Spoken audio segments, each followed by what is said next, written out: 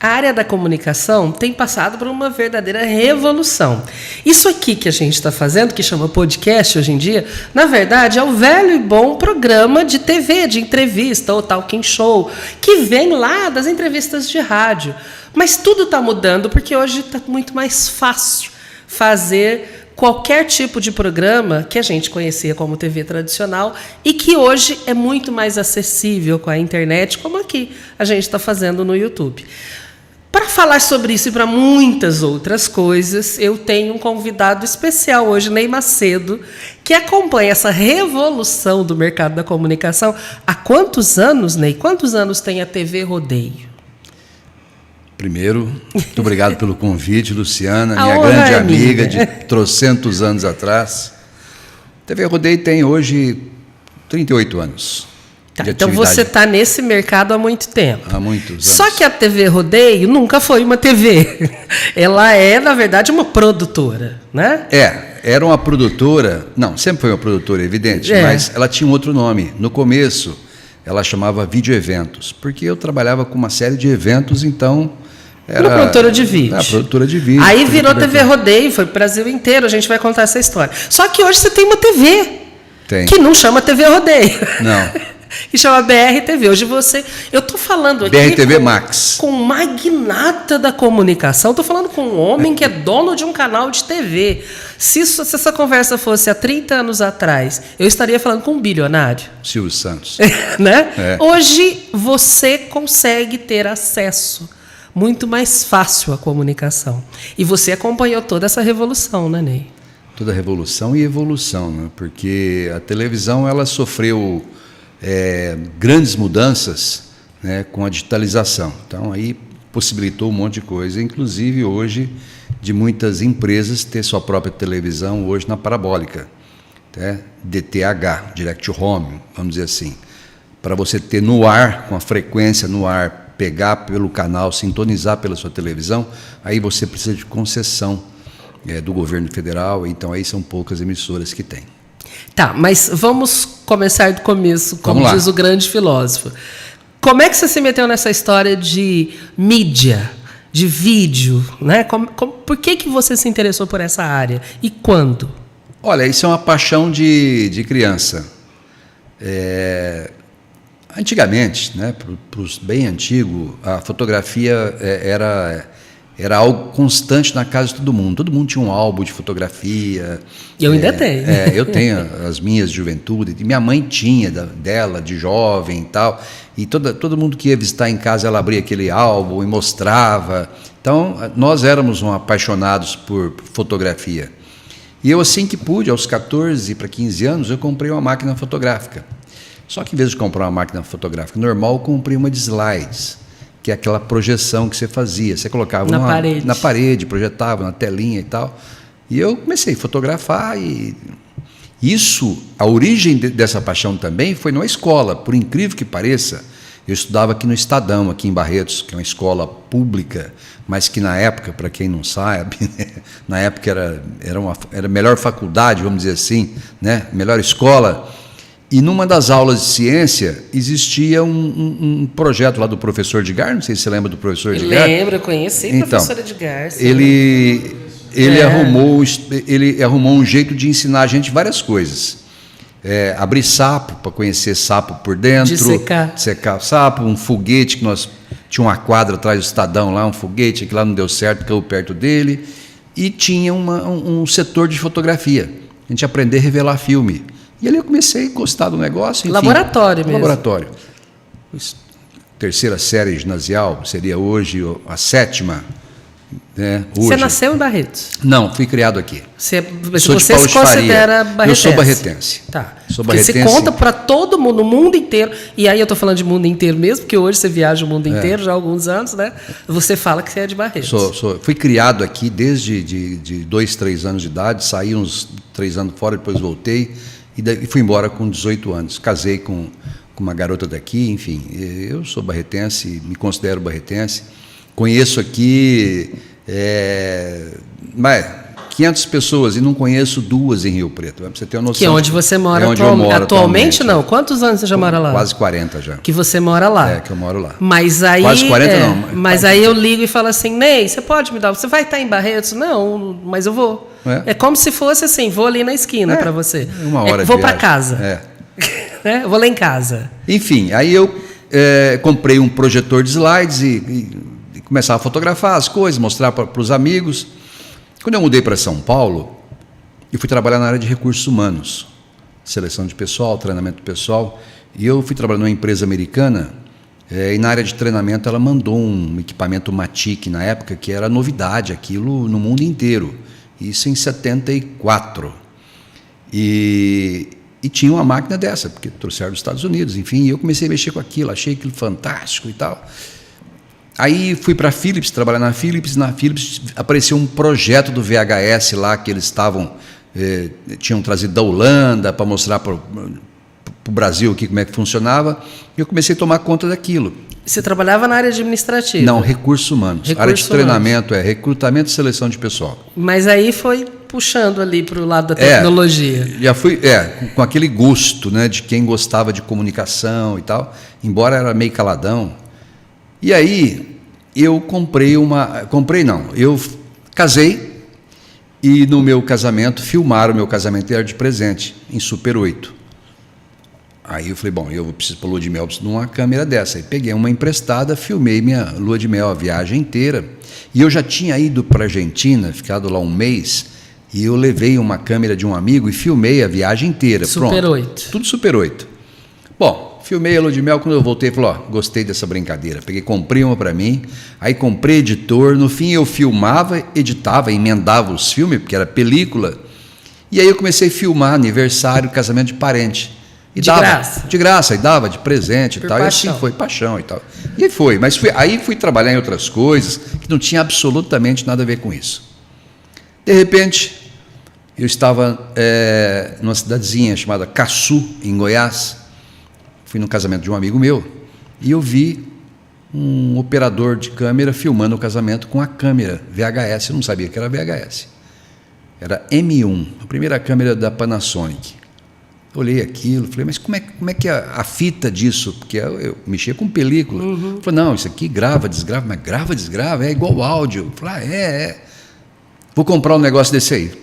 E o prefeito estava comigo, muito amigo meu de Paranaíba, falou assim, se você comprar, você vai filmar minhas obras. Eu falei, tá fechado. Peguei e comprei. Já com cliente, já. Com cliente. E realmente comecei a filmar as obras dele. Só que eu mexia com loja de máquinas pesadas. Era um outro ramo. Bem, minha história é longa. Tem um livro que conta tudo isso. E não aí, foi lançado. Não tem o livro. O livro tem ele já foi escrito, mas ele não foi lançado. Eu não tenho acesso. Eu não tenho livro. Desculpa, eu não tenho livro. Mas vai ter. E aí, eu peguei essa câmera e comecei a filmar as obras dele e tudo. E no dia 4 de julho de 1987, era a inauguração da rodoviária em Paranaíba, era uma obra que eu filmei desde o começo. E estava lá o governador e tudo. E aí o governador resolveu fazer, ou estava dentro da programação, de fazer a inauguração da exposição agropecuária de lá. Fui, gravei tudo. Aí um amigo meu, que depois virou até parceiro, Vicente, ele pediu, falou, grava o rodeio pra gente. Eu falei, cara, eu nunca filmei isso. Você já gostava de rodeio? Não. Você já tinha ido aqui em Eu Barretos, falo todo mundo, ia com a namorada, né? A gente ia para festa, mas não, eu rodei ninguém, nunca entendeu. Depois a gente entra lá, depois a gente explica isso. Enfim, não me cativava. Filmei, tive dificuldade no primeira noite, porque se acompanhar animal correndo era meio complicado. Aí terminou a fita, entreguei para ele, ele começou a tirar cópia e vender, virou um sucesso. Aí começaram, me chama para cá, chama para lá, me contrata aqui, contrata lá. Aí, olha, vem aí. Quem eram esses clientes? Os peões? Não, eram os organizadores de evento. Era a festa de Cacilândia, Aparecida do Taboá, tudo ali em volta de Paranaíba, no Mato Grosso do Sul. Não era no estado de São Paulo. Eu morava no estado de São Paulo, mas eu estava começando já em outro estado. Pela amizade, pela minha relação na parte comercial de prefeitura, por causa de peças que eu vendia para máquina pesada. E, diante disso, começaram a me chamar para casamento, para aniversário, alguns eventos, formatura. Vou chamar o fotógrafo lá, que é o Ney. Filmador. Eu falei, gente, eu não sou fotógrafo, não sou nada disso. se realmente for para entrar para esse lado, eu quero entrar grande. E aí, comprei mais uma câmera, comprei uma mesinha de corte, que não tinha switcher de corte na época, porque o sinal, a gente fica imaginando que é igual mesa de som, né? O áudio entra aqui, o outro áudio entra aqui, você mexe com o botãozinho, você corta, você põe o áudio que quer. Em vídeo não é assim, né? Em 1 segundo tem 30 quadros, tem 30 frames. Você aperta o botãozinho ali, se der certo você apertar, antigamente, que não era sincronizado, exatamente no corte certinho, ela não pula, senão ela pula e fica pulando uma imagem. Mais que o boi. Horrível. E eu não sabia disso e comprei. Bom, enfim, ao vivo. Aprendeu na prática. Ao vivo, tudo aprendi na prática, tudo. Ninguém me ensinou nada. Até hoje, né? Até hoje. Até hoje. O máximo que eu comprei foi uma fita de vídeo para treinamento de como filmar, para entender e tal. Porque, claro, eu precisava me aperfeiçoar. E aí, a partir daí, eu comprei uma câmera, trabalhei com 2 câmeras, comecei a botar a televisão pendurada em eventos, e aí foi. Chamava Vídeo Eventos da empresa. Aí, em 90, eu comecei a mexer mais com rodeio do que exposição agropecuária. Aí, em 90, eu falei, vou colocar o nome de TV Rodeio, porque um dia eu vou ter um canal de televisão de rodeio. Isso a gente está falando da década de 90, que também foi quando o rodeio deu um salto de qualidade, de profissionalização. Aí o rodeio em touros ganhou força. Tudo isso foi década de 90, foi. Né? Nós que era cavalo, para quem começou na década de 80 o touro, mas década de 90 foi quando explodiu, né? Foi. E você acompanhou tudo isso? Acompanhei tudo. Nos bastidores? Tudo. Não, pelo menos de 88 para cá, sim. Né? E aí, a TV Rodeio, eu lembro, me falaram uma vez, a TV Rodeio é de um barretense. Eu falei, não é não. Eu vejo os caminhões, porque tinha caminhões da TV Rodeio. Inclusive, o que você está falando da mesa de corte do Twitter, ficavam dentro desses caminhões, refrigerados, tudo. Caminhão com ar-condicionado. Eu olhava aquilo e falava assim, o que é esse barretense? Por que ele ganha dinheiro para ter tudo isso? Porque não é possível que ele está ganhando dinheiro no rodeio. E você ganhou dinheiro. O termo ganhar não é o correto, porque a gente trabalha tanto para falar que a gente ganhou, né? Fui bem recompensado. Mas você chegou a fazer dinheiro nessa área? Bastante. Porque você é o pioneiro. Pioneiro, tudo.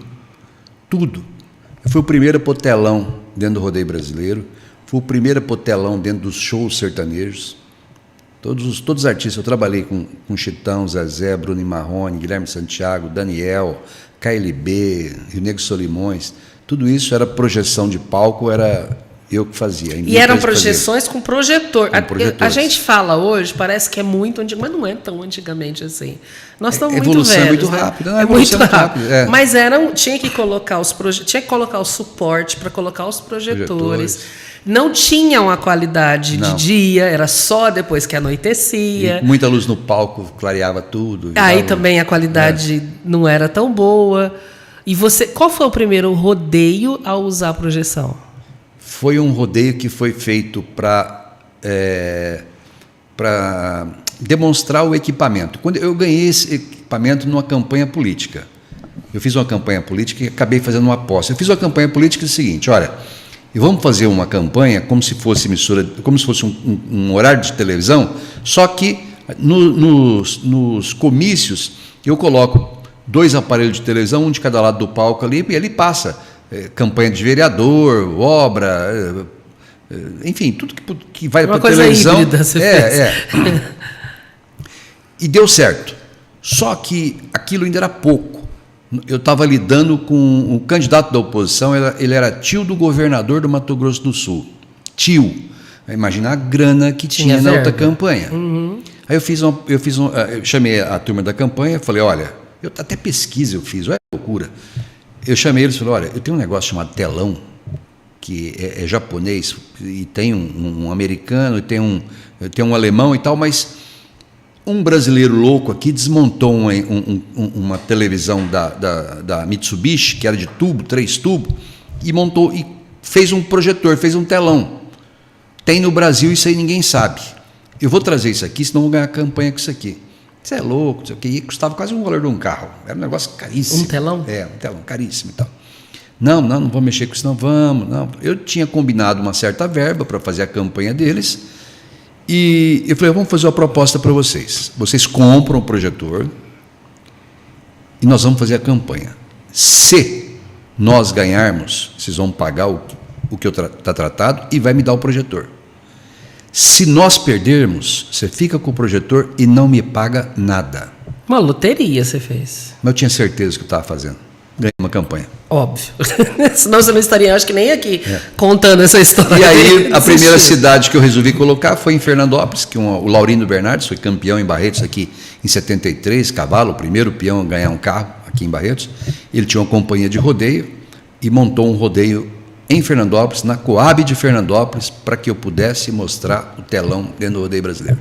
Foi o primeiro rodeio, foi feito numa Coab. Foi uma degustação de rodeio, foi um rodeio show. Todos nós pagamos para ter o telão. Para ter o telão. E aí, alguém se interessou em sim, ter? Sim, aí foi um sucesso. Sucesso. Depois, aí muitos outros vieram atrás, até que o dia eu desisti também. Falei, chega, porque todo mundo tem telão, e o que é pior, a iluminação ficou muito boa dentro do rodeio e o telão já não fazia mais efeito. Tanto que aqui em Barretos, cheguei a colocar telão aqui vários anos, aí depois veio o videoal, lembra do videoal? Lembro do videoal. 81 aparelhos de televisão, um em fazia cima do outro, coisa de louco, É o princípio do LED, né? Só LED. que o LED é pequenininho. Agora, é o princípio, é um quebra-cabeça de monitores, né? Aí, quando eu vim com um sistema diferente, eu peguei e voltei novamente para o rodeio, porque eu estava mexendo muito com os shows dos artistas. Falei, larga a mão de rodeio e tal. Até lá no rodeio não está virando mais não. E aí foi. Quando é que foi essa virada? Porque hoje quem vai numa festa do peão de boiadeiro de Barretos ou num Jaguariúna Rodeio Festival e vê aquele monte de tela que acaba virando uma ou várias, que a tecnologia hoje permite você brincar das maneiras mais diversas com o LED, né? Quando é que foi essa virada? 2002, 2003, 2004. Então nós estamos falando de mais de 20 anos atrás.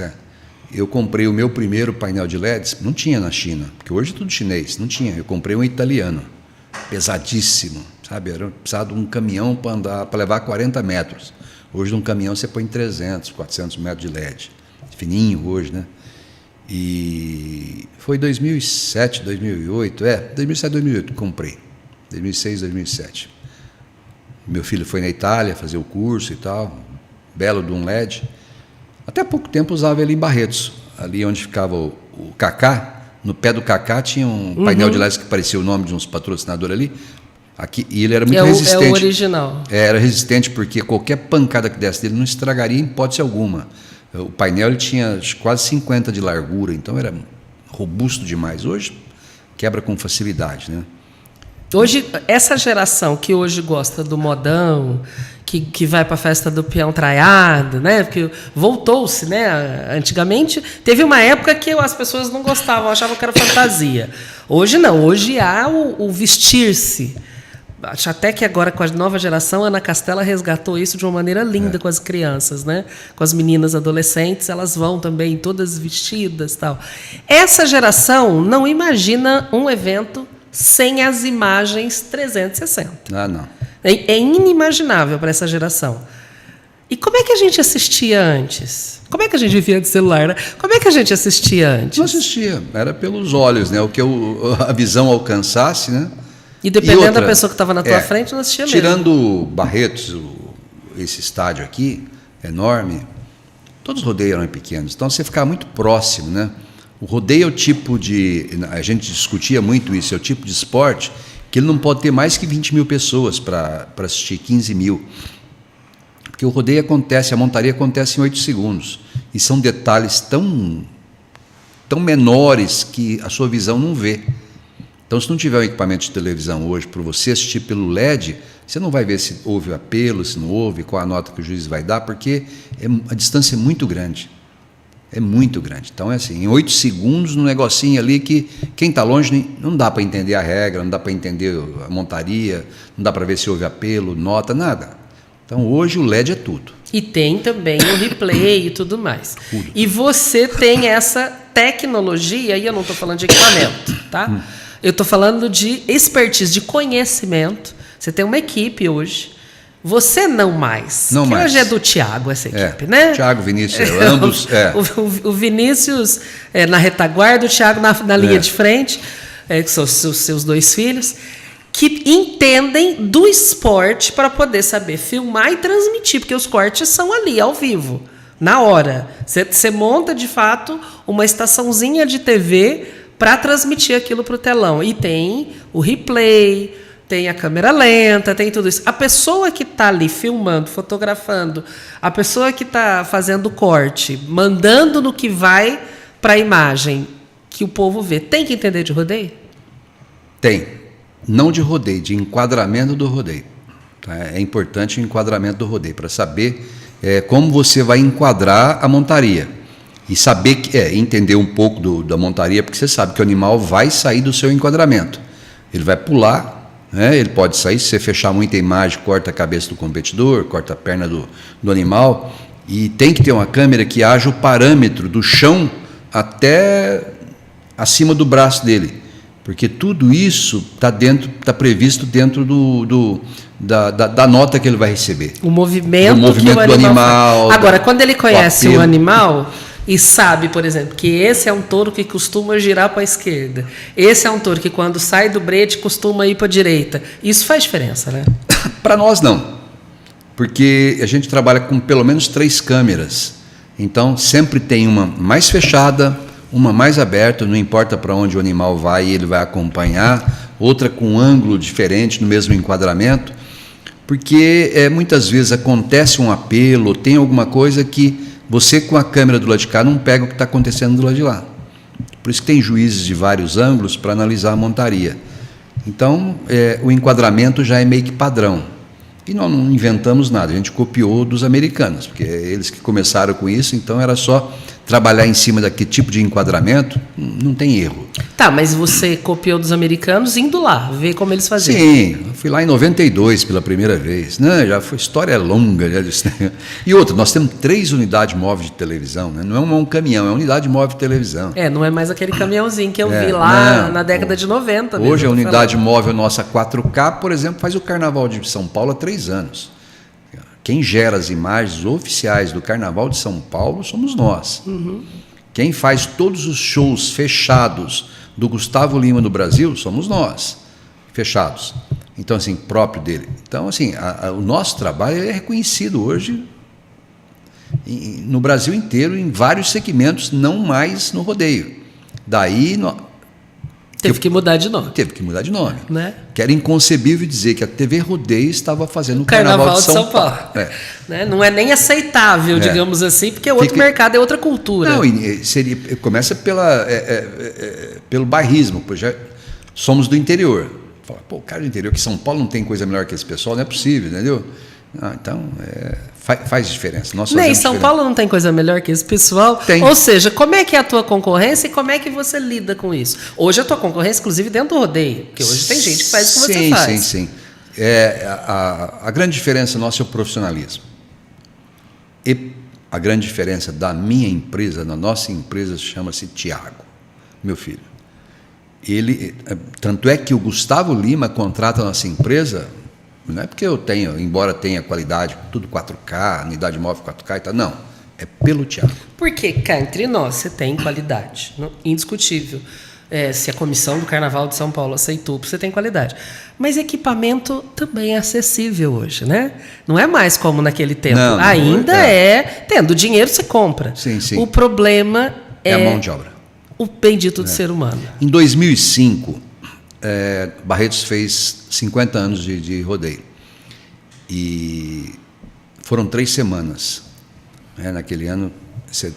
Queriam fazer até esse ano, mas não fizeram pelos 70, mas nos 50 fizeram 3 semanas e nós fizemos um pay-per-view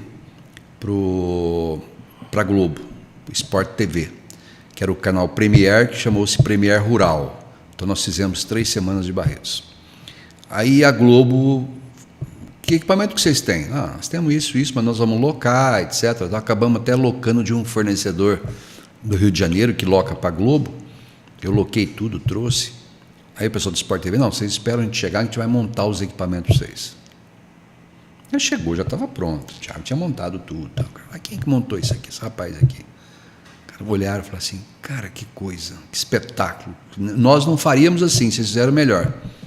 E aí, no decorrer da carruagem andando ali do rodeio, Os caras ficaram muito apaixonados pelo Thiago e fizeram uma proposta para eu ceder o Thiago para eles levar embora para a Globo. Por acaso eu sou testemunha ocular desse fato, porque eu estava como assessora de imprensa dessa festa. Especificamente, aliás, foi o ano que eu quebrei o pé. Eu trabalhei de bengala, não, como é que é? De muleta, né? E botinha na festa do P. Eu era assessora de imprensa da festa. E era quem tentou levar era o Manduquinha, que era filho do Manduca, Armando Nogueira. Ele que veio aqui dirigir e tal, falou, não, vou levar seu filho e tal. Eu falei, você tá louco? Larga a mão, você vai acabar com a minha empresa, né? Não tenho a mínima condição. E o Thiago hoje, por exemplo, os grandes shows que vêm para o Brasil, ele fala inglês muito bem, não vou dizer fluente, muito bem. Então, todos os shows internacionais que tem por aqui, o pessoal já chama ele, porque ele já fica junto com o diretor do cantor, do americano, para saber o que o cantor vai fazer naquela hora e tal. Então, nunca tivemos problema. Isso desde lá atrás, aqui, Garth Brooks, Shania aqui em Barretos. Mas, Ney, tudo bem, você está falando com o maior orgulho aí da vida do Thiago. O Vinícius, que tem uma outra participação, eu adoro o Vinícius. Tem um outro tipo de participação, eu falo que ele é quem me dá tranquilidade. Né? Porque o Thiago é o quem põe pilha. E o Vinícius é quem me dá tranquilidade. Você está falando dos seus filhos, mas eles poderiam ter seguido outras carreiras, se quisessem. O Vinícius ia seguir, o Thiago não. O Thiago... Também foi picado pelo bichinho que você foi picado. Eu obriguei ele a trabalhar, né? E com 13 anos de idade, eu quis comprar Nós estávamos...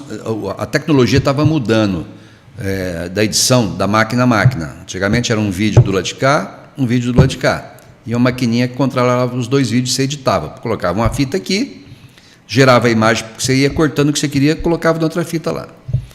Aí, no começo dos anos 90... veio o computador, que é edição não linear. Então, você colocar todas as imagens dentro do computador, como é hoje. Tá?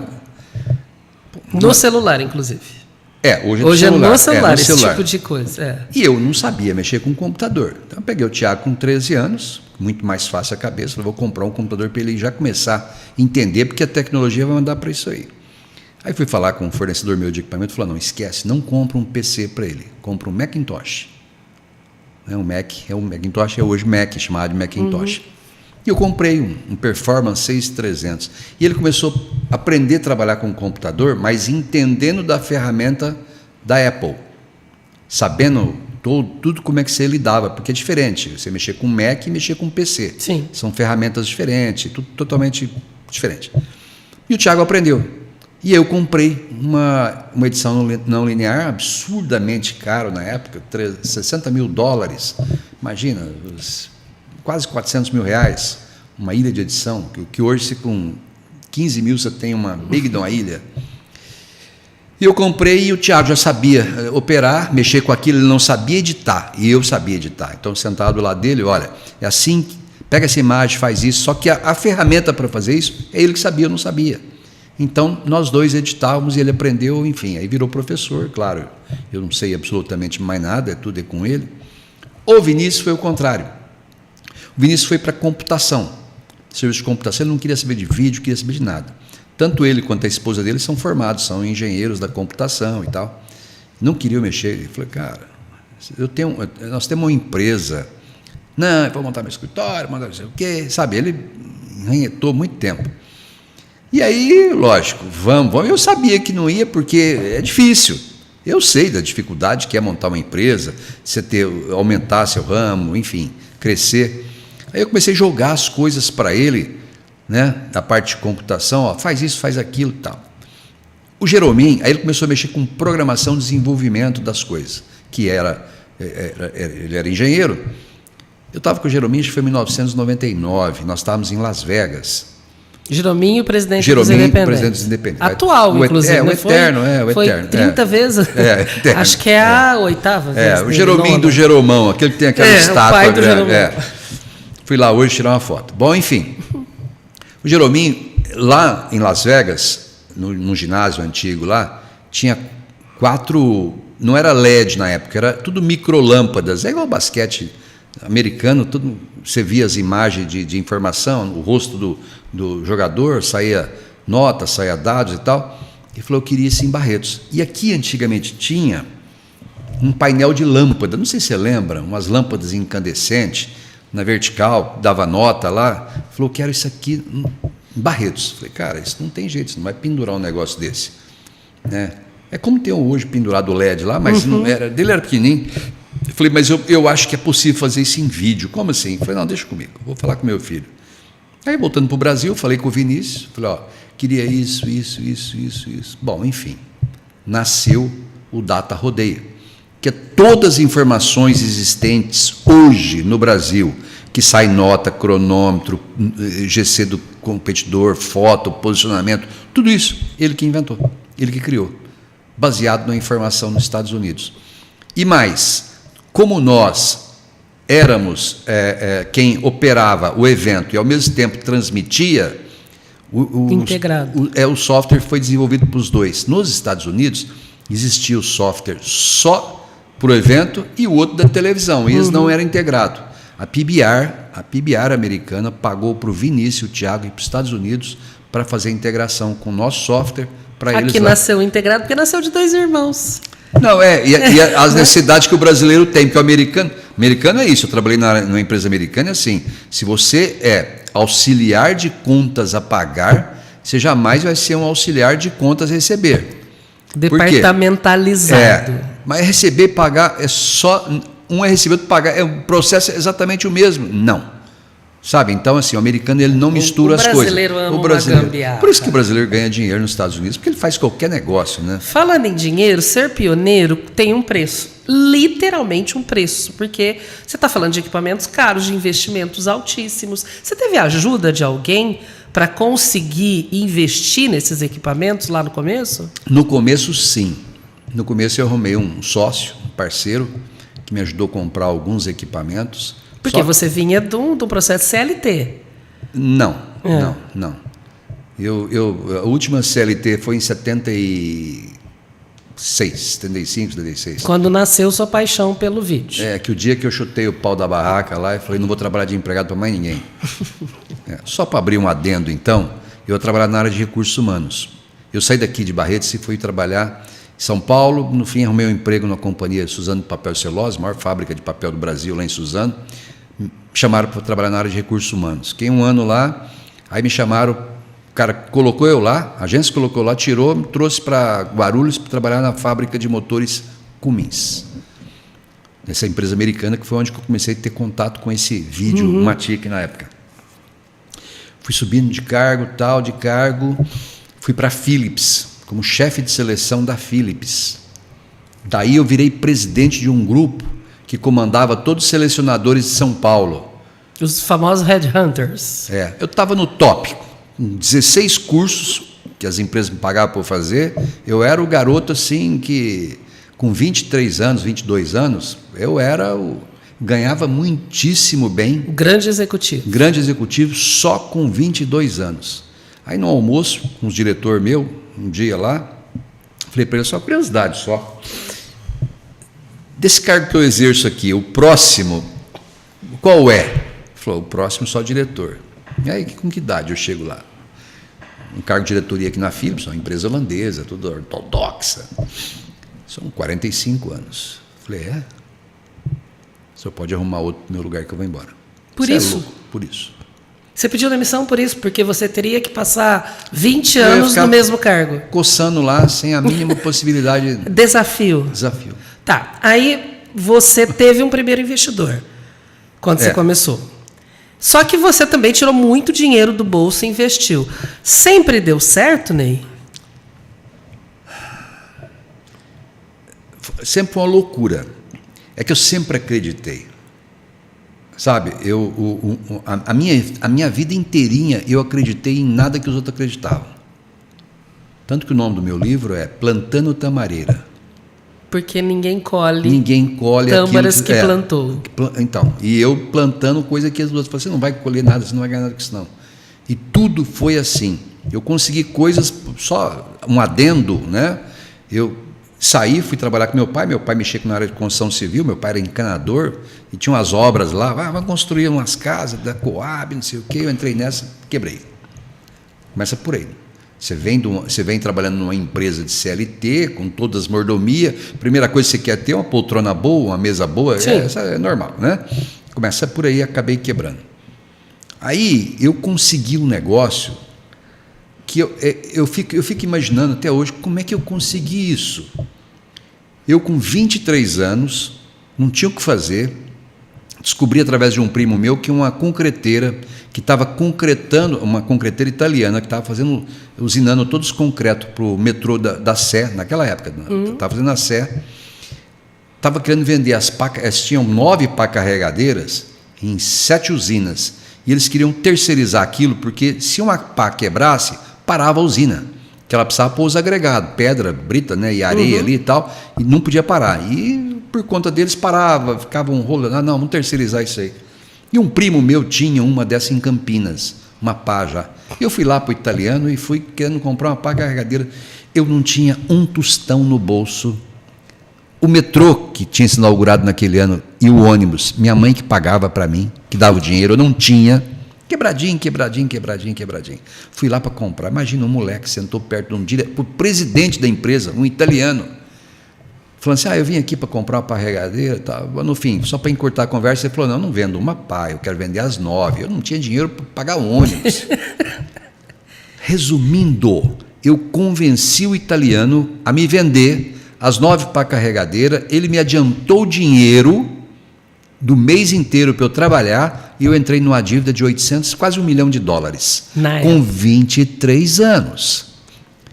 Aí o cara falou, mas quem está com você? Não, eu tenho uma história, no fim catei o meu sogro, que era caminhoneiro, que nunca mexeu com aquilo, só para falar, não, tem uma pessoa que tem 50, 60 anos que está junto. Nada, tudo era eu, ele entrou, dei metade do negócio para ele.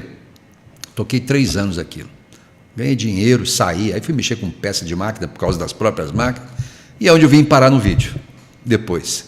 Quer dizer, você não só acredita de fato no que você vê, que ninguém está vendo, só você, como você convence os outros a acreditarem naquilo que você está vendo. E ser empreendedor? Esse é o segredo do empreendedorismo. Você se considera um empreendedor? Sim, visionário. Eu tenho uma visão. Engraçado é o seguinte, já fui chamado para participar, ser sócio de grandes negócios. Se eu não sentir que eu tenho um feeling para aquilo, e se eu não gostar, por mais dinheiro que aquilo dê, eu não entro. Tá, você tem me parece, né? 2 crenças muito fortes. Uma você é movido pelo desafio, e aí quando te falaram que você estava num cargo bom, ganhando dinheiro, mas você ia ter que esperar 20 anos nesse cargo bom, ganhando muito dinheiro, parou porque não tinha o desafio.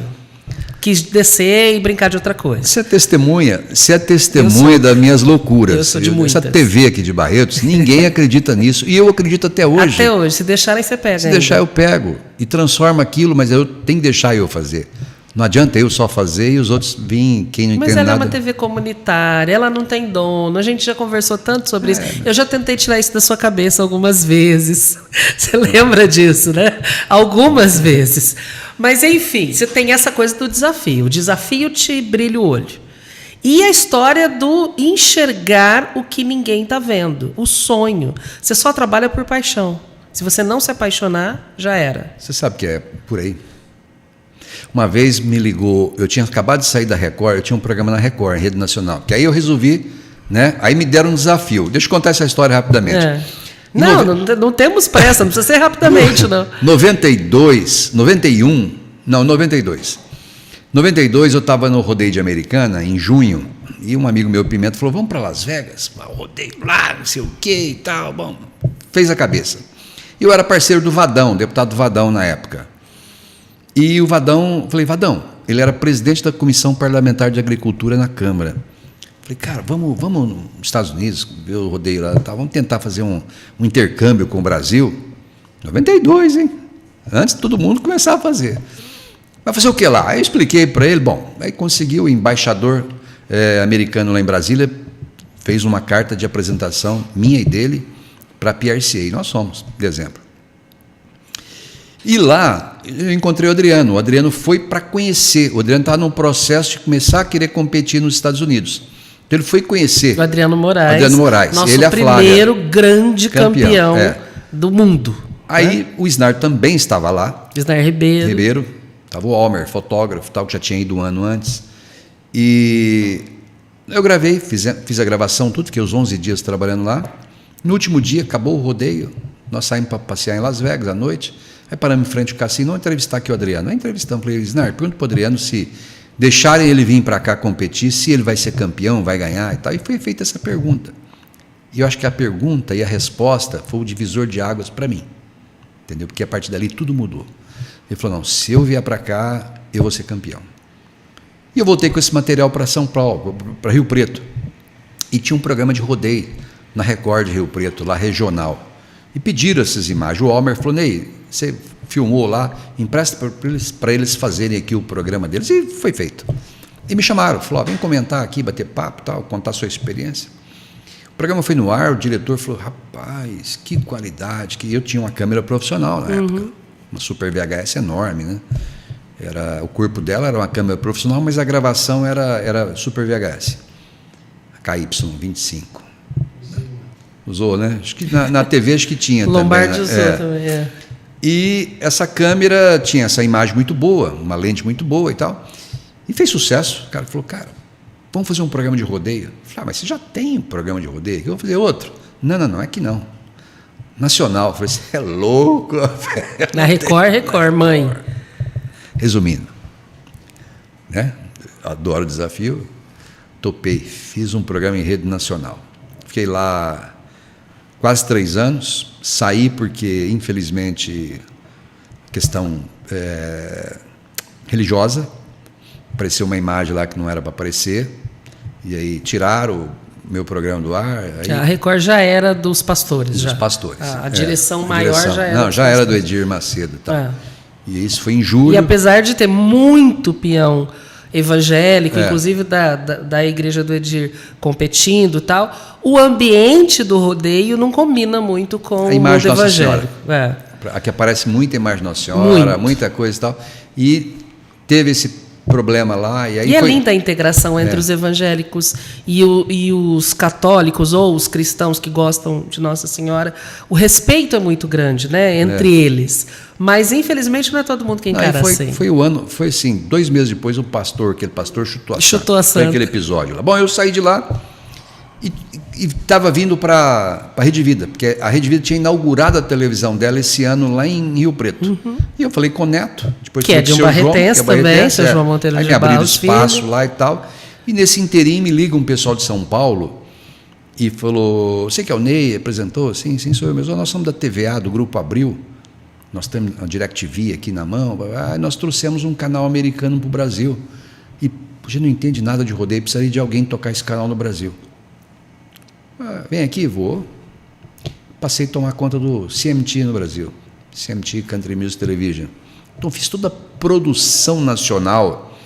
Foi aonde eu comecei a sair do rodeio. Que eu fui para o Country Music, daí outros programas vieram. E foi aonde que realmente o meu nome entrou na televisão brasileira, porque aí até a Veja fez matéria comigo. Matéria interna, contando a minha história e tal, em decorrência da CMT. E aí eu toquei esse canal, aí o canal, claro, ele foi encorpado depois com uma outra diretoria, que nós trouxemos para cá Garth Brooks, Alan Jackson, Reba, Kim Barreto. Isso a gente está falando também do áudio da MTV, ele era... um canal, existia esse movimento. Mas aí que foi o grande movimento do rodeio brasileiro, com Country Music, porque daí começaram a surgir uma série de casas musicais em São Paulo, em outros lugares, entendeu? Caipiródromo, não sei mais o que e tal, Hollywood Project, que o Country Music virou uma febre no Brasil. E o Country Music estava onde? Dentro do rodeio brasileiro. Até hoje a gente tem um espaço dentro do Parque do Peão que a gente ainda chama de rancho CMT até hoje. Até hoje. Aquilo é uma réplica do Wild Horse Saloon de Nashville. Foi baseado nesse salão lá que foi feito aqui, entendeu? Que nós tínhamos um programa também relacionado a isso. E aí, no fim, infelizmente, o canal ficou 3 anos no Brasil, foi embora e tal. O que aconteceu? Eu tinha um programa. Eles pediram para mim, Ney, faz a área do rodeio. Depois vieram, olha, nós temos um programa nos Estados Unidos chamado Showcase, que conta a história discográfica do artista. E fala um pouco da vida dele. Aí me deram a fita, falou, dá uma olhada nisso aí. Eu olhei e falei, isso é ruim, hein? Mas como assim? Não, isso no Brasil não funciona. No Brasil, cara que gosta de fofoca, é o que pega e tal. Mas não vou fazer fofoca. Não, mas vamos explorar mais o lado pessoal do artista, do que isso aí. Faz o que você quer. Fiz Showcase Brasil. Sucesso absoluto. Eu gravei João Paulo e Daniel 1 mês e meio antes do João Paulo morrer. Eu gravei a vida inteirinha do João Paulo. Tudo, ele contando a vida dele, mostrando a família e tal. E 1 mês e meio depois morreu. E esse programa estourou na CMT. Mas logo depois parou. E a CMT foi embora. Eu fiquei com esse material. E aí, eu acabei saindo da Rede Vida e fui para a CNT Gazeta. Era a Gazeta de São Paulo, CNT do Paraná, estava em rede e tal. E fui fazer o programa lá. E eu pagava o meu horário. Aí batendo papo com os diretores, né? Fiquei muito amigo do dono da TV e tal, Zé Carlos Martinez, o Flávio. E eu falei, olha, eu tenho... E o Chiquinho, que era diretor de programação, eu falei, eu tenho um conteúdo muito bom que eu fiz para a TV, para a CMT, que eu acho que vai estourar aqui no Brasil. Precisa de uma televisão para isso. Aí mostrei. Os caras, nossa, que espetáculo isso e tal. Vamos fazer? Vamos. Tá bom. Aí fizemos o Vida de Artista.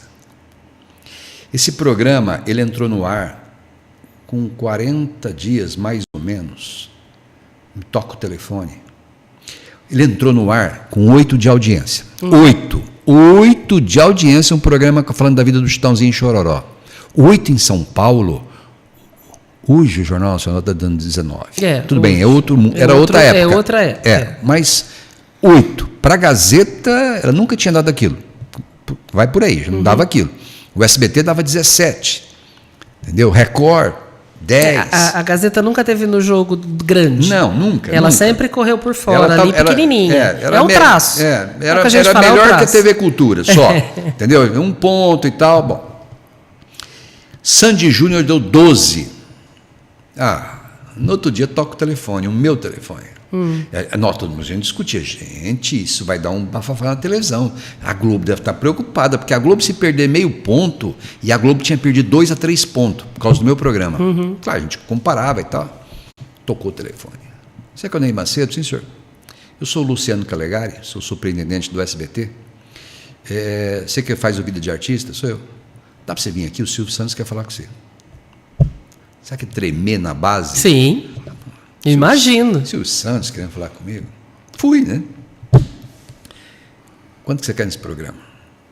Ele mesmo, em pessoa. Ele mesmo. Falei com o Luciano. O chefe. Luciano, depois falar com ele. Falei, eu acho que dava 125 mil reais na época. Hoje em dia são uns 300 mil, 250 por aí. Fechado. Mas quando começa, então? Terça-feira que vem. Não, eu estou no ar. Eu não tenho contrato. Lá, Eu não tenho contrato, mas estou no ar. Tira lá e traz. Eu preciso reeditar. Nome, vem do jeito que está. Eu quero esse programa terça-feira que vem. Falei, eu tenho um programa de rodeio. Não, rodeio, não quero saber de rodeio. Peguei, falei, bom, tá bom. Fui lá no jurídico, fez o contrato, dei os dados, não assinei, porque, lógico, falei, vou levar para o meu advogado. Catei o avião, fui para Curitiba, lá em São Paulo, fui para Curitiba. Zé Carlos Martinez era muito influente no Brasil, ele era presidente do PTB na época, tinha sido candidato a governador no Paraná e tal. Falou, Ney, eu conheço o Silvio Santos 1000 vezes melhor que você. Você vai ficar lá por um tempo, se o programa der uma caidinha, ele chuta. Já era. E o contrato não prevê só ganha se o programa estiver no ar. E se ele tirar por conta dele, você vai ficar preso, ele não vai virar nada. Ele não gosta de rodeio, vai te dar o programa de rodeio? Eu falei, não. Foi o seguinte, eu não consigo pagar o que ele paga. Eu pago 60% desse valor, te dou o programa de rodeio. Catou o contrato, eu não tinha assinado ainda, mas tudo bem. Rasgou na minha frente. Vou ficar por aqui, não vou lá não. Aí começaram a me chamar, o SBT me ligava e tal. Resumindo, continuei lá, graças a Deus. Aí houve uma separação da Gazeta com a CNT. Eu vim para a Gazeta. Aí o nome Vida de Artista era deles, mas o material, a ideia era minha. Aí eu comecei a produzir o Bastidores da Fama e chamei a Amanda para apresentar. Sim. E aí a Amanda começou a apresentar. Já tinha trabalhado comigo no Geração Country. A Amanda voltou apresentando o Bastidores da Fama. Aí fez bastante sucesso também. Amanda Françoso, pra gente só posicionar que quem está assistindo está tentando acompanhar. Você se arrepende? Do quê? De não ter ido para o SBT? Depois de ter falado com o chefe, com o patrão? Não. Em pessoa? Não me arrependo, não. Não. Eu fiz muita coisa depois, né? Fiz Band, Nacional, fiz esse pay-per-view para Globo, novela América, eu, de certa forma, fui o braço direito da Glória. Agora, tem duas histórias que eu quero chamar. Tem uma bem recente, inclusive, desse ano passado. A gente estava conversando um dia, acho que no shopping, não sei se a gente estava tomando café junto, e ia conversar. Você é muito bom de conversa, né? Quem está assistindo já percebeu que o papo com você flui. E uma hora você falou assim, um dia eu cheguei na casa do Chitão, a Sandy ainda era solteira, e ela estava na piscina. Exato. E ela saiu correndo da piscina porque ela não estava maquiada. Exato. E eu fiquei te olhando e falei, uai, não é porque ela está de biquíni? Não. É porque ela não aparece para ninguém sem maquiagem. Sem maquiagem. Ney, não deu 3 meses, a Sandy estava com a Angélica, num especial que a Angélica fez dos 50 anos da Angélica, na Globo, no Fantástico, inclusive, dizendo que ela não aparecia para ninguém, nem para o porteiro, sem maquiagem. Na hora eu falei assim, gente, o Ney acabou de me contar essa história, que quando ela era adolescente, ele estava na casa do pai dela e ela saiu da piscina porque ela estava sem maquiagem. É assim. E o Ney chegou. Eu morava em Macaubal e o Chororó tinha uma fazenda em Monções, que é do lado. É 15 quilômetros de asfalto ali internamente. E eu tinha tratado com ele de fazer o videoclipe dos 15 anos da Sandy, aniversário dela, que foi feito em Campinas. E eu precisava pegar fotografias, pegar um monte de coisa e tal. E eu liguei para o assessor dele, ele falou, ele está na fazenda, do lado da sua casa aí. E eu tentei falar com ele, não consegui, porque a celular naquela época já era complicado. Eu falei, eu vou lá na fazenda. Me ensinaram onde era a fazenda, eu fui lá, e eu cheguei. Meio sem avisar, digamos assim. Sem avisar. Ainda bem que o Choroco ainda foi muito... Gentil de falar. Né? Ele é e tal. A hora que eu cheguei, que encostei o carro, a Sandy estava na piscina, ela já saiu correndo e sumiu, tal. Aí o Chororó falou para mim, da próxima vez você avisa, tá? Que a Sandy, aí explicou que a Sandy tal. Eu falei, não, tudo bem, se desculpe, pelo amor de Deus. Isso virou uma polêmica em 2024 agora, virou uma polêmica muito grande, porque as mulheres começaram a questionar se a Sandy tem problema de aceitação da autoimagem, imagina nós, pobres mortais. Então, virou uma polêmica. E tem uma outra história sua, que essa pouca gente entende, é uma história um pouco mais longa, que você e o Cacá, o Emílio Carlos dos Santos. Claro que o Paulo Emílio tem uma participação ativa nisso, mas você e o Cacá são os responsáveis por existir Touro Bandido como mito. Porque se não houvesse a imagem do Ney Lovan sendo jogado para cima, saindo da imagem que você acabou de explicar, né, sobre como é o enquadramento do rodeio, o Ney Lovan sai desse enquadramento quando montou o Touro Bandido em Jaguariúna, desaparece desse enquadramento e volta, cai, e aí acontece a tragédia que o deixou, quase matou, e o deixou, acho que 8 ou 10 meses... Por aí, afastado. Né, numa cama, sem poder mover, porque a coluna foi trincada. Eu tenho as duas imagens. Eu tenho uma mais fechada... E o Cacá está com as duas da palestra dele. E tem uma outra mais embaixo, que é a segunda câmera, que pega inteiro, está até a poeira... Você vê subindo e descendo. Essa mais fechada foi a que foi para o ar na época, em todas as emissoras de TV, no noticiário, né? Acho que foi para a Globo, eu acabei cedendo para a Globo a imagem, eu tinha um pessoal deles fazendo matéria. E foi para o noticiário, deu Jornal Nacional. Então foi uma imagem, a outra ficou comigo, eu tinha ela mais completa, né? E o Cacá está com as duas na palestra dele. E depois o bandido foi colocado de lado como o touro que ninguém quer, quase matou, o Ney Lovan e tal. O Paulo Emílio compra o bandido quase que na Bacia das Almas, né? Porque ninguém queria o touro. Vira pro Cacá e fala, e aí, o que eu faço com esse touro? O Cacá te liga e fala, resgata essas imagens, que nós vamos fazer o desafio entre o cara que quase morreu e o touro que quase matou. E a partir daí o bandido virou... O Ney Lovan ninguém lembra. E você sabe com todo respeito ao Ney Lovan e a família, todo mundo. Eu vou te mas contar... o Touro Bandido virou um personagem que foi para novela, que até até hoje é uma lenda. Então, essa história da novela é um negócio muito engraçado. O Ney Lovan, inclusive, quando ele foi... Mas antes do Ney Lovan, eu fiquei muito amigo do André Dias. Nós tivemos um problema inicial, eu tive um problema inicial com ele, uma certa discussão, no fim viramos amigos, e ele falou, Ney, nós vamos fazer uma novela.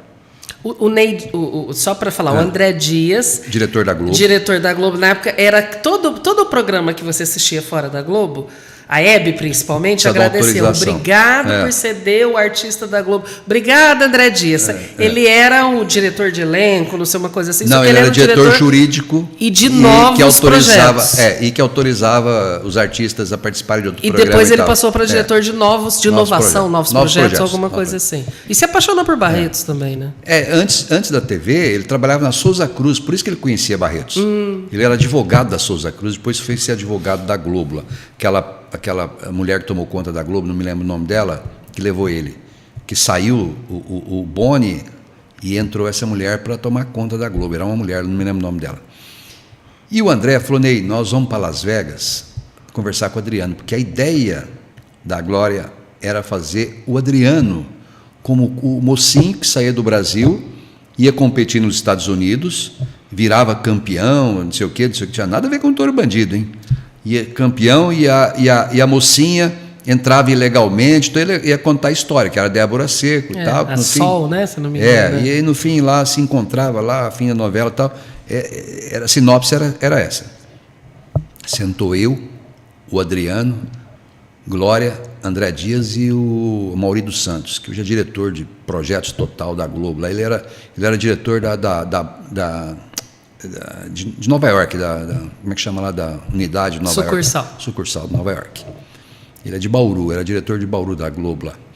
E sentamos para conversar com o Adriano. O Adriano sempre foi avesso à Globo, sabe? Ele nunca gostou da Globo, nada, não gosta de novela, gosta nada. Foi rude, né, com todo mundo. Não quero saber. Não. Ela queria contar a história dele, o cara queria ser campeão e tal. Desanimou, veio embora e tal. O Adriano, também só para abrir um parênteses, ele é muito radical em alguns conceitos de família, né, de conceitos morais. Ele é um cara que não bebe, que não fuma. Se tiver uma bebida alcoólica no ambiente, ele não fotografa, ele não filma, porque ele é radicalmente contra bebidas alcoólicas e vive nesse ambiente, que é o nosso, né? Que é o do rodeio, né? Recentemente tive que sentar com ele, convencê-lo. Ele já estava mais convencido, porque ele participou de um projeto no Sport TV da idade PBR. Ajudou? Ajudou. A Globo vem com um projeto muito grande que vai favorecer o rodeio. Nós vamos ter aí 8 programas a partir do dia 30 de setembro, às terças-feiras, depois da novela Vale Tudo, só de rodeio. Olha só o que vem pela frente. Serão 2 meses, 8 episódios. Todo o arquivo meu da história do rodeio vendi para a Globo. Setembro? Outubro? 30 de setembro até meados de novembro, por aí. Olha, você está me dando um furo aqui, uma novidade. Eu, inclusive, já fui entrevistado para a Globo para isso já. Olha, estou entrevistando um monte de profissionais, indiquei vai fortalecer um monte de gente. O mercado muito. Muito, muito, muito mesmo. É um negócio violento que a Globo vai fazer para o rodeio. E aí tive que convencer o senhor Adriano Moraes. Porque ele é um personagem importantíssimo desse mundo. Aí o pessoal da Globo falou, Ney, é só você, porque a gente sabe que é só você. Aí fui, sentei, falei com a Flávia, falei com o Jeremias, precisamos chegar no seu pai. Bom, convenceu, ele está todo contente, está todo, está participando. O homem teve até Netflix, gente, para ele. Mas vamos voltar lá na novela. Aí, quando voltou, que ela veio e tal, que ela participou e viu o desafio aqui em Barretos, ela apaixonou pelo bandido. E ela já tinha conhecido o bandido, acho que o ano anterior, acho que lá em Novo Horizonte, alguma coisa assim, sabe? E a história do bandido e tal, viu aquelas imagens, então a novela direcionou para isso. Ela me chamou, né, para ajudar a contar a história, né, contando a história do rodeio, eu, Snart, o Procopio, todo mundo contou o que a gente vivenciou nesse meio. Eu fui entrevistada por Glória Pérez, tá bom? Você? Eu e Pati Pinheiro, porque éramos assessoras de imprensa da Festa Pinhal. E Marcelo Ortali, nós participamos da mesma rodada Marcelo com ela. Também. Nós 3. Mas, enfim, o entrevistado é você. E aí? É só para tirar uma casquinha dessa história. E aí, toda vez que ela precisava de alguma coisa, ela me chamava no Rio. Eu que fazia as coisas, batia papo, explicava e tal. Ela teve alguns episódios que eu tive que substituir ela na televisão. Por exemplo, quando a Globo lançou a novela, falando que ia ter novela sobre rodeio. O pessoal da Sociedade de Protetores dos Animais desceram. Foi para o mercado publicitário, foi direto nas agências, ameaçar boicote, né? E aí ela tinha alguns personagens, inclusive um para mim. Não, Ney, você vai ser um cinegrafista, né? Vai ter um cinegrafista que vai acompanhar um defensor do rodeio, defensor dos animais, que vai cobrar o povo do rodeio e tal. Aí ela ficou muito brava e resolveu tirar esses personagens, inclusive o meu, falou, não existe mais esse cobrador do povo do rodeio, quer que esse povo se lixe agora, brava e tal. Mas tudo que ela precisava, ela me chamava.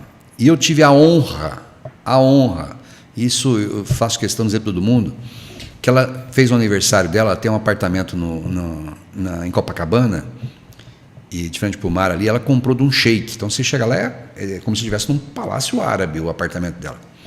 E ela chamou 40 convidados só, 40.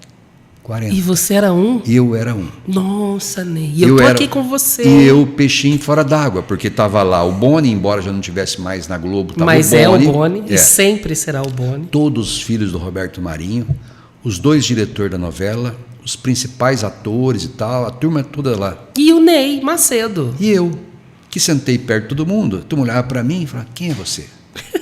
Porque todo mundo se conhecia, menos eu. Ney Macedo, da TV Rodeio. Quem é você? E aí, minha filha, surgiu de tudo. Mas, enfim, eu, graças a Deus, tive assim, essas grandes oportunidades, soube aproveitar. Mas você falou que a Glória Pérez tinha um personagem para você. Você ia atuar como ator? Não. Um personagem era que representaria, baseado. Como teve baseado em vários, que a gente que é da área sabe, né? O único que representou ele mesmo foi o Paulo Emílio, né? O Ney, você nunca esteve... você já esteve em um ou outro programa à frente, mas você sempre esteve nos bastidores. E você fez muita gente que foi para frente, que até hoje trabalha, e você enxergou talento. A Amanda Françoso é um desses exemplos, né? A Michelle é outro. E a gente pode falar em muita gente que você colocou como protagonista. Até uma ex-rainha da Festa do Peão de Barretos. Quem? Gisele Barbosa. A Gisele, linda, maravilhosa. Gisele foi apresentadora Poderia estar até hoje apresentando. Apresentou o Chão Limite comigo no Record, junto com o Paulo Emílio, e depois apresentou o CMT Rodeio no CMT. Você sempre enxergou esses talentos, assim, né? logicamente que tudo isso é indicação, né? Aparece. Até ela, quem me apresentou foi o Zé Cowboy, falou, Ney, vê essa menina aí que ela é bonita, tem jeito e tal, e lógico. O Zé é um excelente olheiro. Excelente. Aí, vai um aqui e tal, e o Paulo Emílio mesmo, eu peguei ele para ser apresentador. A Gisele Saeg, que era de Rio Preto, já era apresentadora, depois ela casou com o Aloysio Nunes Ferreira, era ministro, enfim, também já não está mais comigo nessa época. Aí descobri outras apresentadoras, né? A Tânia comigo, que era minha secretária, depois minha assessora, e num TCC ela me chamou, porque ela virou apresentadora no TCC, eu falei, tem uma apresentadora e não sabia, aí, né? Colocamos ela. A Seleguini. A Seleguini. Eu acabei sendo apresentador por necessidade, que um dia o Paulo Emílio, só estava ele apresentando sozinho o programa na Record, e ele ia para o Paraná e não podia gravar o programa. Eu falei, mas Paulo, eu preciso gravar o programa, preciso colocar no ar. Tem compromisso com o cara que eu fiz o rodeio, gravei, já anunciou que vai passar. Não posso. Eu falei, então eu vou gravar no seu lugar. Ele falou para mim, você não tem capacidade para isso? Quem te ensina sou eu. Pois é, e ele sempre foi um menino tímido, né? Eu conheci o Paulo Emílio adolescente, tá? Aí eu apresentei e não saí mais. Aí fiquei junto com ele, dividindo a apresentação até o final do programa na Record. Depois apresentei sozinho na Rede Vida, tudo. Depois apresentei também na CNT. Aí um dia eu larguei mão e falei assim, parei com o programa. Eu estava fazendo muito a CMT na época, eu falei, para com mexer com rodeio, não. Aí um dia eu resolvi voltar com o programa de rodeio. Aí Barretos fez um lançamento comercial para os patrocinadores em São Paulo, de Festa do Peão aqui, e eu fui. E fui lá já com o firme propósito de divulgar que eu voltaria com o programa de televisão. Cheguei lá e encontrei a Amanda Françoso, que eu havia conhecido no aniversário do Daniel, do cantor Daniel. Falei, Amanda, o que você está fazendo aqui?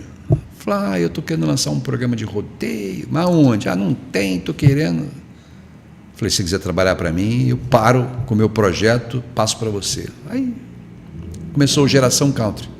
Na época, a Amanda trabalhou comigo. Bom, enfim. Uma grande amiga até hoje, inclusive. Amanda, inclusive fantástica. Minha. Sempre que a gente precisa de alguém para o Hospital de Amor, ou mesmo para o Norte Shopping, já aconteceu de eu ligar e ela vem com a maior boa vontade. Uma pessoa, até hoje, minha amiga, né? Muito por sua causa, inclusive. E por causa da Érica também, que hoje está com você, da BRTV. Agora me conta. Aí aquele menino... Você não tinha sonho de ser apresentador? Foi por acaso, já contou. Não, por acaso. Mas tinha o sonho de ser dono de TV. Você disse lá no começo. Não, sim. Vai se chamar TV Rodeio, porque um dia isso aqui vai virar sim, uma TV. Agora você é dono de TV, Ney. Você se reconhece como realizado? Não, é assim, o que acontece? Eu sou muito daqueles que eu quero os meus sonhos, e quando eu realizo o sonho parece que, não... É o movido a desafio mesmo. Eu já estou querendo outra coisa. Na verdade... O que é a BRTV? Explica para as pessoas, então, porque agora as pessoas querem pegar e assistir a BRTV. Como é que elas assistem?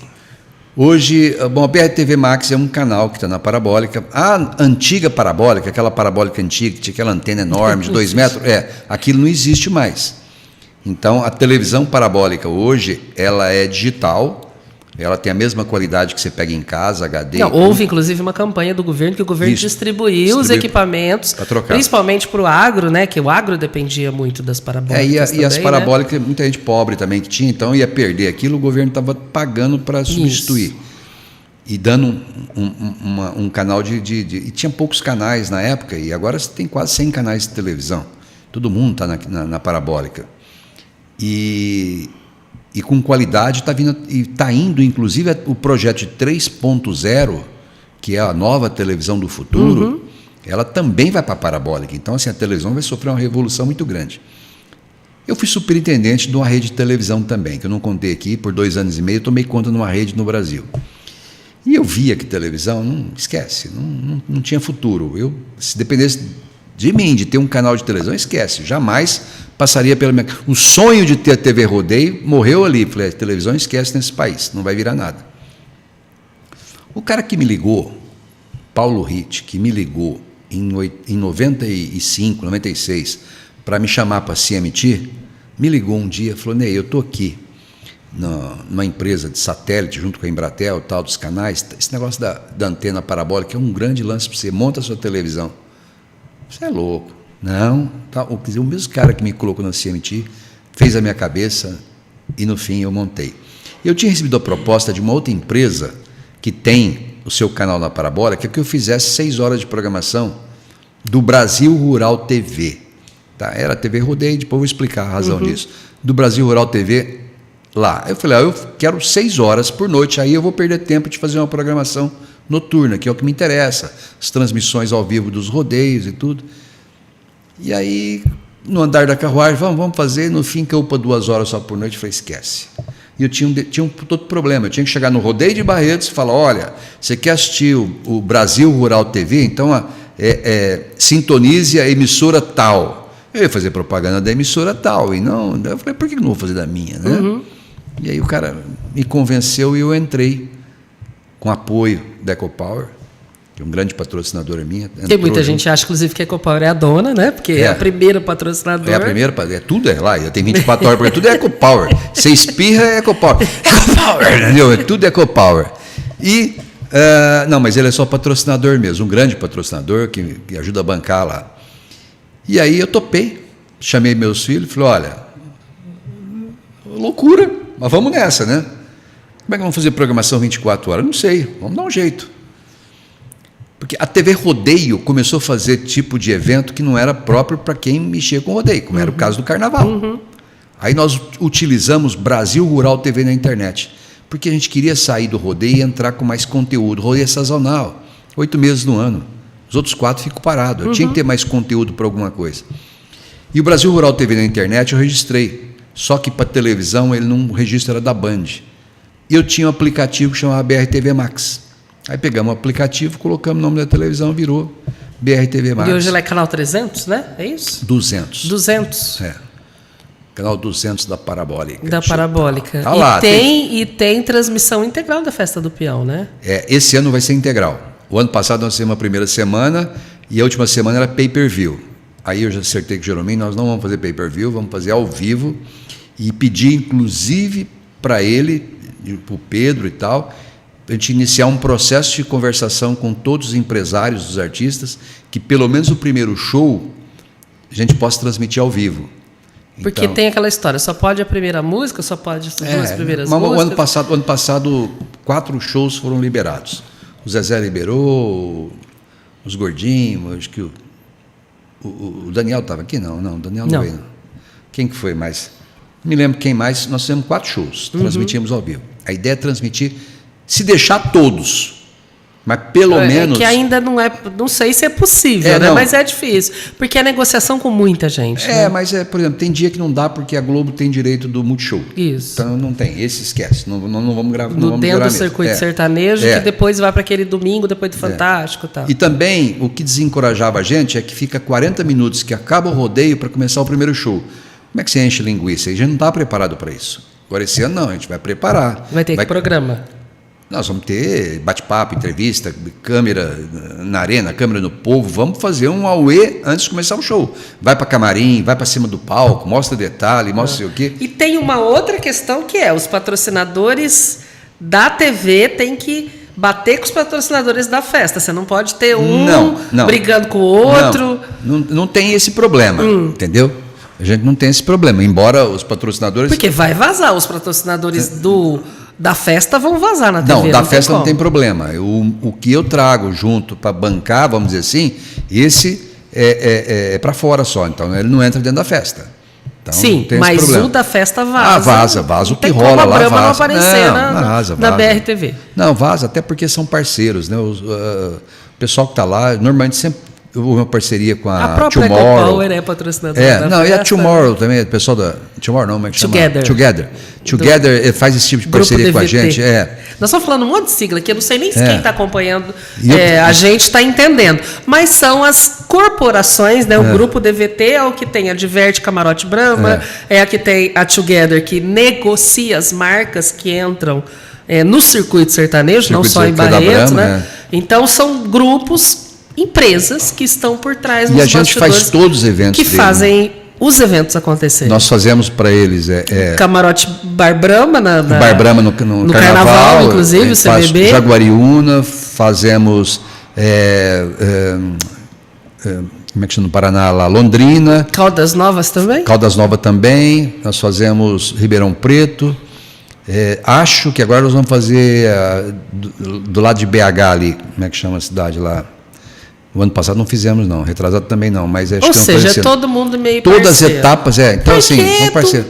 Amigos, fundo, né? São amigos de... Lá no fundo, é do Guilherme Marconi, é da Denise Marconi. Então, o que a gente entende, Ney, você falando tudo isso, é que é tudo feito de pessoas, né? Nós estamos falando marcas, nós estamos falando siglas, que são empresas, nós estamos contando histórias de boi, de novela, mas no fim tudo é gente.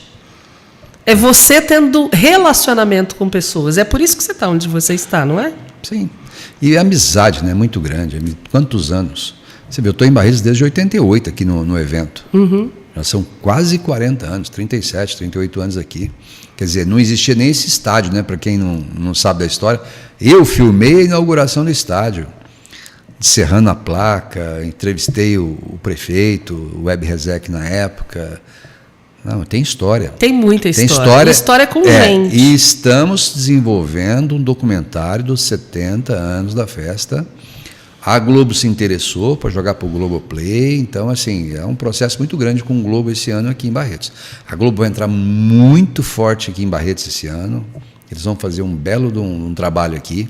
Até mesmo porque tem esse projeto. Já alugaram a casa em Olímpia, está tentando alugar para eles aqui. Assim, eu estou fazendo todo o papel para eles, sabe? Eu dou uma mão para esse núcleo de produção da Globo. Me chamaram em São Paulo, tiveram reunião, querem que eu vá para o Rio para acertar uns detalhes lá, então... Ô Ney, eu fico muito grata de separar a tua vida para vir aqui dar uma entrevista nesse humilde podcast. Que isso, mas que tem um patrocinador que eu tenho, falei em 2, né? Tem vários patrocinadores que passam aqui, desde Salão Luiza, a nossa G2 Academia, também a Mova, que trabalha aí com corpo, saúde, e tenho um patrocinador que Você conhece que é a Multishine, que é daqui de Barretos, que tem os produtos que vão para o Brasil inteiro. Você, inclusive, teu kit está ali, ó, pode olhar, tá na sacolinha da Multishine. Tem um kit bonitinho ali que eu quero te dar de presente também. Quero te presentear, porque o Ronaldo, aí eu tenho que falar de pessoas, não tem como, né? O Ronaldo Soares também é um cara que não nasceu em Barretos como você, mas é um barretense como você. Mas não nasci em Barretos também. Ele não nasceu em Barretos como você, não nasceu, e é um barretense como você fala que é, ele também fala que ele é um barretense de alma, de coração, e que leva o nome da cidade para o Brasil inteiro através da marca Multishine, que é uma marca que está em produtos com alta tecnologia em química.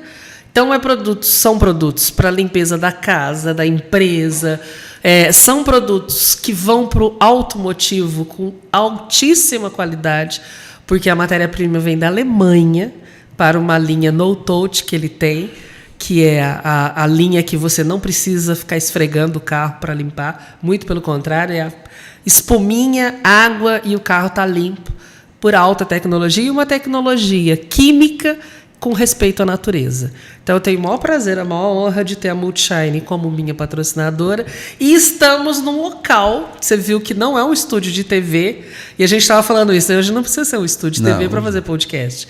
É uma sala de coworking. Isso aqui é uma sala de reuniões de um grande coworking de Barretos chamado Scarpellini Coworking, que fica na região dos Lagos. Você viu que prédio lindo, né? Tá passando lá a fotinha do prédio, que tem todo um andar com estrutura para você fazer suas reuniões, vir trabalhar quando você estiver em Barretos. Você tem muitas ideias, né? Colocar suas ideias lá, seus projetos, formatar seus projetos num lugar com estrutura de mesa, cadeira, móveis, de escritório de altíssima qualidade, mas também internet rápida, assessora aí para atender as pessoas, fazer o receptivo, secretária, fora o cafezinho, que é sempre de lei, né? Aliás, eu não te ofereci, aqui na sala tem cafezinho. Eu agradeço muito também a Arani, já que a gente está falando de pessoas, né? Que é a advogada que concebeu esse projeto de cowork e pôs para funcionar. Barretos hoje se orgulha muito de algumas iniciativas. Eu poderia passar uma tarde aqui falando de várias, mas estou falando dessas duas que estão me patrocinando, tá? E eu fico muito grata de você parar a sua vida para vir aqui conversar e contar muito dessa vida. Ney, quando sai o livro? Eu estou te pressionando, sim. É assim, eu estou até tentando ver se eu consigo colocar o livro agora aqui durante a Festa do Peão de Barretos. Mas, sabe, tá nascendo alguns negócios novos aí, grandes, que eu já mostrei a família. A minha mulher está lendo, sabe? Minha mulher está lendo todo o livro, né? Mas é para provar? Não, é engraçado, porque você tem alguma parte da sua vida que é impublicável, Ney?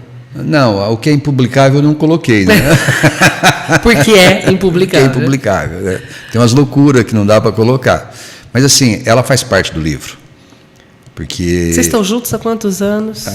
Bom, casados há 45 anos. Mas eu comecei a namorar, ela tinha 8 anos de idade. Ô Ney, não pode falar isso não, Ney, porque isso é pedofilia, meu bem. 8 anos. Ela tinha 8 anos. Vocês eram crianças. Nós somos 7 dias de diferença, eu sou 7 dias mais velho que ela. Ah, é mesmo? Então, é assim, um amor infantil? Não, espiritualmente nós viemos junto, entendeu? Não, me explica. Isso o mundo espiritual nos mandou aqui junto para viver esse trabalho, e eu conheço ela desde 1963. Então, fazia 2º ano de grupo. É uma história engraçada, porque o irmão dela, eu nunca é o meu melhor amigo, até hoje. Eu não conhecia o garoto. Eu estudei no Coronel Almeida Pinto. 2º ano de grupo, 2ª série hoje. E esse menino, eu encontrei ele no corredor, saindo, eu vi o moleque, ele me viu, e nós saímos para brigar. Para brigar? Brigar. Brigar? Não, brigar. Eu nunca conversei com o menino. E saímos brigando, um dando murro no outro. Passamos o ano brigando. Fisicamente? Fisicamente. Nós estamos falando de dois moleques de escola que se enfrentavam. Eu era briguento. 2 galinhos de briga. 3º ano de grupo, a minha professora, a professora Laís Bezerra de Menezes, a irmã do Bezerrinha. Não sei se chegou a conhecer ela. Era professora. Eu conheço a Cris e o Marcelo, que são filhos do Bezerrinha. Então, mas a tia deles era a professora, a irmã dele, E nós éramos obrigados a cantar todas as músicas do Bezerrinha. Todas em aula. Então, eu entrei naquela classe no 3º ano, e aqui antigamente a professora ficava na porta da classe e chamava os alunos. Vai entrar, entra você, senta ali, senta aqui, senta ali, senta aqui. E o Marcos, que é meu cunhado hoje, que era o garoto da época, foi estudar na minha classe. Olha só, ele não estudava no outro ano. No 3º estudamos juntos. E naquela época a carteira era dupla. E eu sentei, mandou sentar, sentei, fiquei sentado aqui. Sentei do lado de cá, eu lembro bem disso. Do lado de cá, e estava aqui reservado aqui. E eu vi ele na fila, falei, meu Deus do céu. Esse garoto, ou ele senta comigo, ou ele senta bem longe, porque nós vamos brigar. Aí o professor catou ele, falou, por favor, senta ali do lado daquele menino ali. Veio e sentou do meu lado. Pronto, meu melhor amigo. Criamos uma amizade, fui na casa dele, conheci a irmã dele e pronto. Aí, até hoje?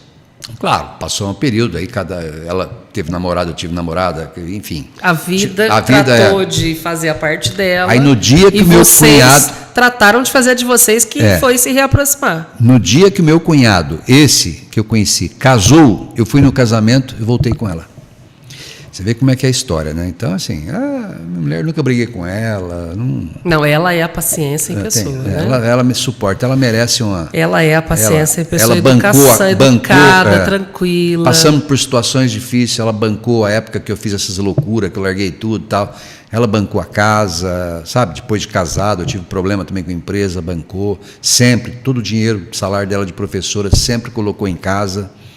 Então, assim, é uma esposa exemplar. Eu não sou, e ela mas está lendo o livro. Então, aí eu escrevi, ninguém sabe desse livro, todo mundo sabe, mas ninguém viu, né? Aí eu estou lá, comprei uma impressora esses dias, porque eu precisava fazer uma revisão geral. Deixa eu imprimir isso aqui para ver e tal. Peguei e dei o primeiro capítulo para ela, porque o primeiro é muito legal. Eu tive um infarto, e a primeira frase do livro começa assim, uma enfermeira gritando: atenção, emergência urgente, paciente com infarto e tal. E aí eles me tiraram a roupa no meio do corredor e fiquei pelado na maca e foram levando e tal. E aí começou, e eu começo, com as luzes passando, eu começo a contar a história. Puxa vida, mas será que eu vou morrer com essa idade? Eu saí para ir no açougue comprar um filé mignon. Aí começo a lembrar de um acidente que eu tive, depois do meu pai, que também teve infarto, minha mãe... Você fez um texto lindo também para as redes sociais sobre isso. Ali nasceu o livro? Nem lembro disso. Você fez um texto bonito para as redes sociais, contando que você saiu para comprar a carne para o almoço lá e... A origem do livro começou aí.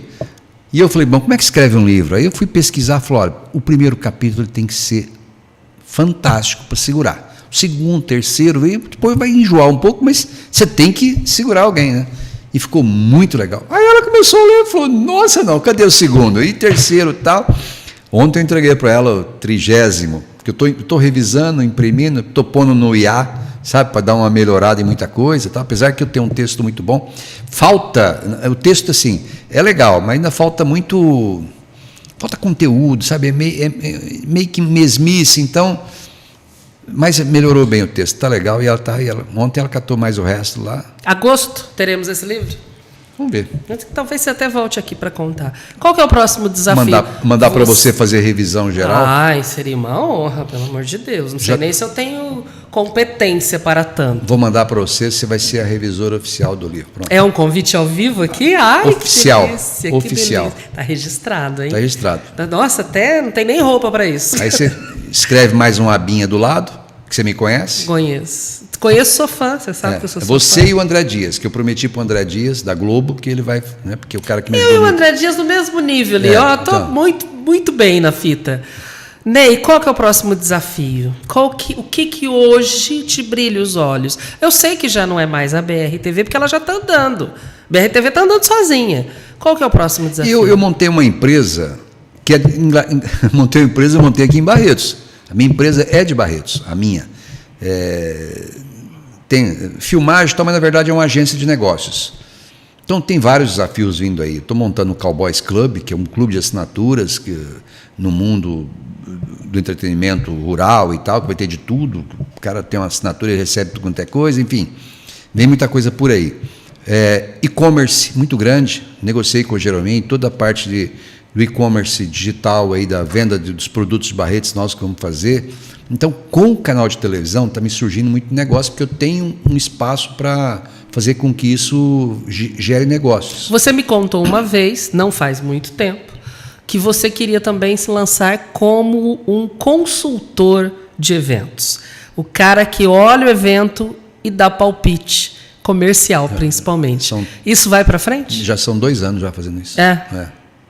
E você é o cara que olha o evento e diz, ajusta aqui, ajusta ali, que vira um produto e vende. Não, eu vou, dou opinião e gero a parte comercial. Eu crio produtos novos para ser vendido. Porque o grande problema do rodeio é que é aquela mesmice de sempre. É brete, é não sei o quê, não sei o quê. O cara compra uma propriedade ali que todo mundo não dá mais importância. Não, quem está investindo hoje, e são poucos, esse tem que ter um retorno publicitário muito bom. Então, você cria ações publicitárias. Por exemplo, um evento, eu cheguei num posto de gasolina, numa cidade, aí, não vou dizer onde, e o cliente falou, mas eu não vou entrar com uma cota de R$40 mil no rodeio, porque é muito caro e tal. E outra, meu posto aqui é Ipiranga, o combustível é mais caro. Eu falei, deixa eu fazer uma pergunta para você, eu como consumidor, por que o seu combustível, não é a Petrobras que faz todo o combustível? Eu falei, mas não é bem assim. Tem um pessoal que acaba manipulando o combustível. E outro detalhe, aqui 1 litro é 1 litro. Como assim? 1 litro é 1 litro? Não, porque onde você paga barato, geralmente, às vezes, não é 1 litro. Na máquina, e hoje tem tudo quanto é coisa, fiscal não consegue nem achar como é que o povo burla. Aí, eu peguei um palhaço que estava dentro do rodeio e fiz uma ação publicitária para o cara. Isso foi inédito dentro do rodeio.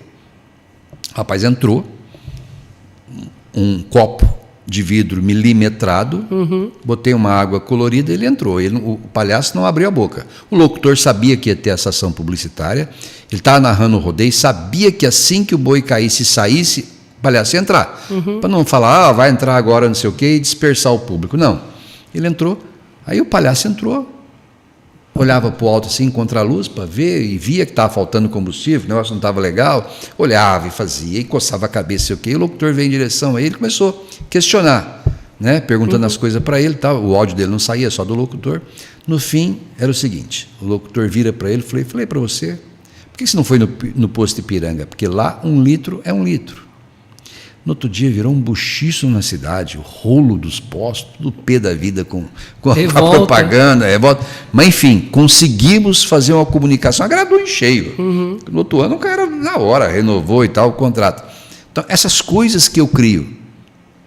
Pauline agora... Ações sob medida. Exato. Estou trazendo o Rosa e Rosinha para fazer ação dentro da arena comercial. Eles fazem uma brincadeira, no final é uma ação comercial do patrocinador. Porque o patrocinador, ele quer pôr o dinheiro, mas ele quer retorno. Sim. Não adianta passar vídeo.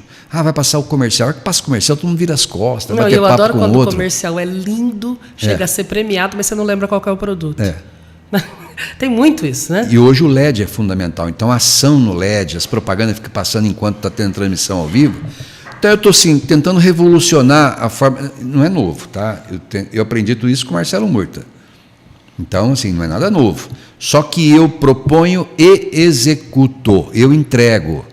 Então, esse é o grande lance. Não a gente chegar da ideia e a coisa não frutificar, Entendi. Não andar, não entregar, se prometer e não cumprir. Então, já 2 anos que eu estou fazendo isso. Você promete e cumpre. Você prometeu que você ia estar aqui hoje. Como e sempre. você está. Ney, quando eu fiz esse podcast, ele tem exatamente a função que o nome diz. Trazer aqui pessoas que a gente possa ouvir e aplaudir. Então, Ney Macedo, obrigada por ter participado desse programa, porque Ney Macedo é uma pessoa que a gente pode aplaudir. E se você quer ver histórias como essa, nos acompanhe nas redes sociais, pode.aplaudir no Instagram e aqui no YouTube. Por favor, nos siga, ative o sininho e se inscreva no canal, porque histórias como essa, papo como esse, sempre vai ter aqui. Ney Macedo, obrigada pela presença. Obrigado pelo convite. Você sabe que eu te amo, né? Parceira. É correspondido. Fez esse convite agora do livro. Do livro. É sério, E mais do que isso, a amiga que você é, né? Tudo que você representou, todo esse tempo nosso aqui, com a TV aqui, você na prefeitura, nos trabalhos, nas campanhas, enfim. Nós somos velhos parceiros de posse, de todos os presidentes de festa de peão. Pois é. Quantas histórias juntos, entendeu? E convido você em breve ver Plantando Tamareira, meu livro. Com a minha revisão. Obrigada, Ney. Muito obrigada mesmo. Obrigado.